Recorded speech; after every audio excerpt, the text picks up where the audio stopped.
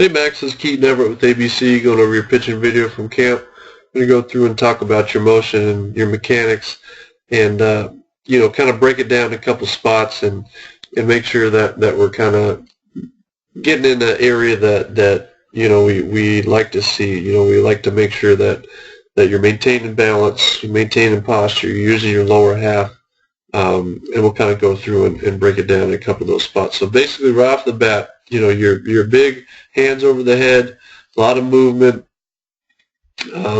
which isn't too bad. It's pretty tough at your age. The younger you are, we almost kind of want to look for less movement because it's harder to time. There's just so much going on that there's just a lot more stuff that we can kind of mess up and make it harder for ourselves. And so it's just something to think about, that if you do have some troubles with consistency with throwing strikes, is just quiet down this movement. We don't need to go over our head. It's something that, less is almost more for pitching, all right? But the biggest thing that I want you to look for is once you start, you step really far back and really get your body moving backwards. So once we get here, you can see how your weight goes completely backwards over the rubber. You kind of come off your heel, you look down, but the biggest thing here is watch what your foot does, is you can see how it moves backwards too. Okay, so we're just doing a little bit too much movement. All right, this foot right here is perfect. All right, it's in front of the mound. It's perfect right to pivot on. We shouldn't move this foot backwards. It should just kind of turn that heel in to get parallel to that rubber. And you can see you kind of lift it back and move back. So just a little bit too much going on for me. But I mean, if you can make it work, nothing wrong with it. But there's just something that if there's some inconsistencies, some problems, look at it there. So much of how we start dictates how we're going to finish. So we got to make sure that we're starting good too. All right. Another thing with a lot of movement starting back here is it's going to be tougher to stop our momentum from going forward too much. And you can see that right once you come up, your body's still going. You never really stop to be able to get a nice consistent path. And when I say stop, I don't mean exactly pause and stop over the rubber, but you're just rushing a little bit. So you're kind of coming through. As that leg's coming through, your body's shifting forward, whereas we want to try to stay over that backside, that back rubber a little bit, through about right here, so we can break our hands over that rubber to get that nice consistent spot. But your lower half is doing pretty good. You're getting good distance with it. Your hips are leading down the mound. This front leg's not kicking out till a little bit later. So your lower half's doing pretty good here through that release or through that stride length. And so right here, once your front foot hits the ground, which looks like you get on your heel, we'll call it about right here, you get yourself in a pretty solid position. So you do have the momentum. You're using that lower half, so you're getting yourself in a good spot.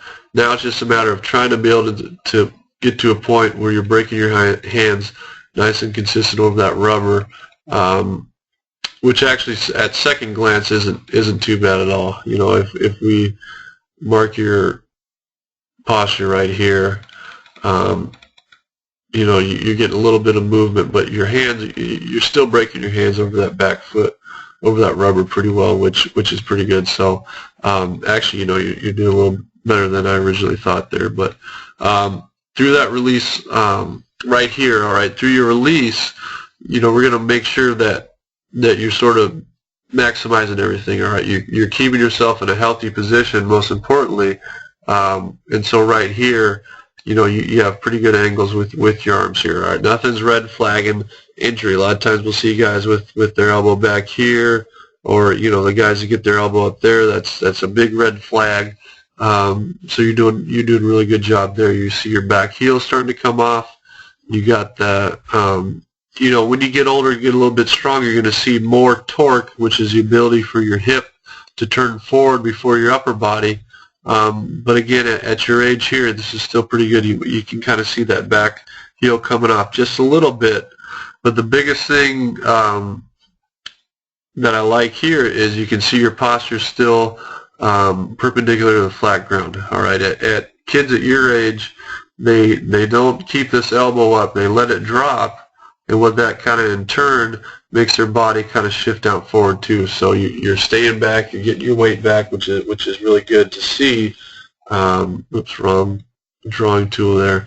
You know, you're back over this place, which is really good. All right, so then through your release point, all right, where you kind of get in a little bit of trouble is you can see how, watch what this front side glove does, is you can see it pull into your body as you get to your release point. All right, so what that does when you pull into your body is that pulls your back foot towards your body and off the ground a little bit. So now you're releasing the ball, you know, right somewhere between these two frames, but what you see here is you see that distance between your head and your elbow where you're pushing the ball. All right, so now you're losing velocity, you're putting more strain on that elbow just by kind of pulling that left side glove in your body.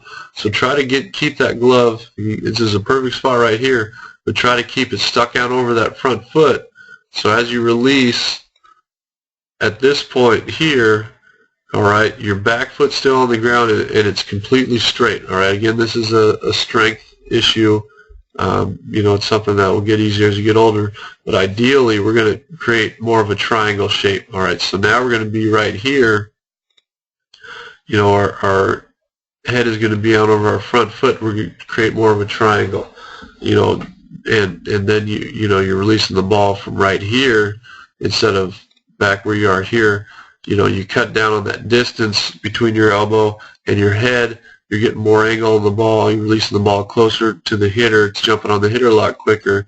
So just a matter of staying through that backside. Let your legs work. Try to keep that glove out over this front foot somewhere and rotate your chest and everything towards that glove. And so you're not standing, you know, you're almost straight up. You see that head behind that foot there. You're just kind of standing straight up. You're not using that body. You're not using that back, those legs to decelerate your arm. Your arm's taking a lot of the load. So you know you want to try to get more of that sort of playing through that release, through that finish. But the biggest thing is just legs. And again, with your age, it's tougher. When you get older, you get a lot easier. But the more you can kind of work on it now, the better off you're going to be. So just stay through that back leg. You know, don't pull that front side glove into your chest. You know, take everything out towards it, get that head and that chest out over that front foot, and you're going to be really solid because, you know, everything else you're doing pretty good. You know, now it's just a matter of just, you know, maybe thinking about cleaning up a little bit, making things, you know, less work for you to do. But again, very solid stuff. So good work, man.